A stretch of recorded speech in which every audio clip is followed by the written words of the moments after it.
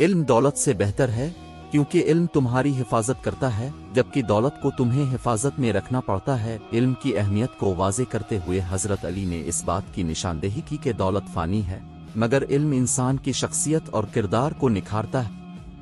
لوگوں سے اس طرح ملو کہ اگر زندہ رہو تو لوگ تمہیں پسند کریں اور مر جاؤ تو تمہارے لیے دعا کریں۔ یہ قول اس بات کی تعلیم دیتا ہے کہ انسان کو ہمیشہ اچھا برتاؤ کرنا چاہیے تاکہ لوگ اس کی عزت کریں اور اس کے لیے دعا کریں۔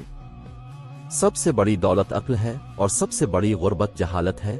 حضرت علی کے اس قول میں علم کی عظمت اور جہالت کی مذمت کی گئی ہے۔ زندگی کا حقیقی مقصد دوسروں کی خدمت کرنا ہے۔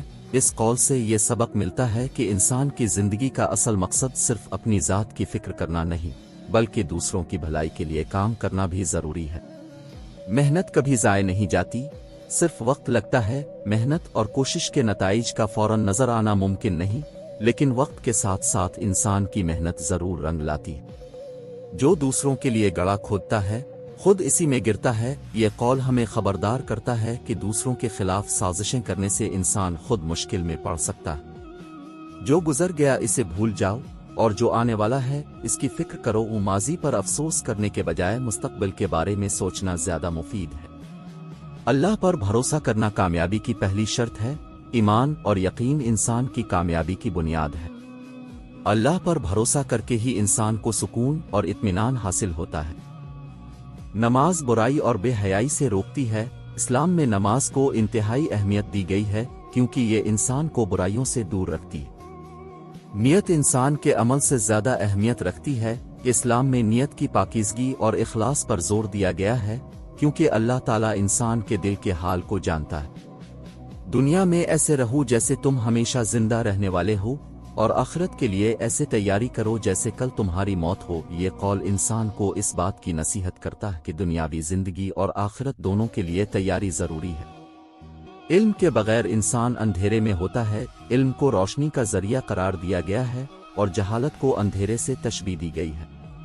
جو شخص اپنے علم میں اضافہ نہیں کرتا وہ زندگی میں پیچھے رہ جاتا ہے۔ یہ قول ہمیں علم کی اہمیت کو سمجھاتا ہے کہ زندگی میں آگے بڑھنے کے لیے علم کا حصول ضروری ہے۔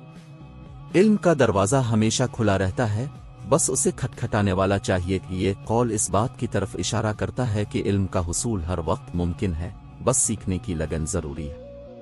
سب سے اچھا انسان وہ ہے جو دوسروں کو فائدہ پہنچائے۔ یہ قول اس بات کو اجاگر کرتا ہے کہ ایک انسان کی عظمت اس کے اخلاق اور دوسروں کے ساتھ حسن سلوک میں پنہا ہے۔ دوسروں کے لیے وہی پسند کرو جو اپنے لیے پسند کرتے ہو۔ یہ قول انسانیت کی بنیاد پر مبنی ہے جس میں دوسروں کے حقوق اور احساسات کا خیال رکھنا ضروری سمجھا گیا ہے۔ اچھے اخلاق سے بڑی کوئی دولت نہیں۔ اخلاقیات کی اہمیت کو اجاگر کرتے ہوئے بتایا گیا ہے کہ اچھے اخلاق انسان کو کامیاب اور معزز بناتے ہیں۔ صبر کا پھل ہمیشہ میٹھا ہوتا ہے۔ صبر اور تحمل کی عظمت کو بیان کرتے ہوئے یہ کہا گیا ہے کہ مشکلات اور تکالیف کے بعد انسان کو بہتر حالات کا سامنا ہوتا ہے۔ شکر کرنے سے نعمتیں بڑھتی ہیں، اللہ کا شکر ادا کرنے سے اس کی نعمتیں اور برکتیں مزید بڑھ جاتی ہیں۔ صبر وہ ہے جب دل شکایت نہ کرے اور زبان خاموش رہے۔ حقیقی صبر وہ ہے جس میں انسان دل سے اللہ کی مرضی کو قبول کرے اور زبان سے شکایت نہ کرے۔ محبت قربانی مانگتی ہے اور نفرت انتقام۔ محبت کا حقیقی مطلب دوسروں کی بھلائی کے لیے قربانی دینا ہے، جبکہ نفرت انسان کو بربادی کی طرف لے جاتی ہے۔ سچی دوستی وہ ہے جو مشکل وقت میں ساتھ دے۔ دوستوں کی پہچان مصیبت اور مشکلات کے وقت ہوتی ہے۔ جو شخص مشکل وقت میں ساتھ ہو وہی سچا دوست ہوتا ہے۔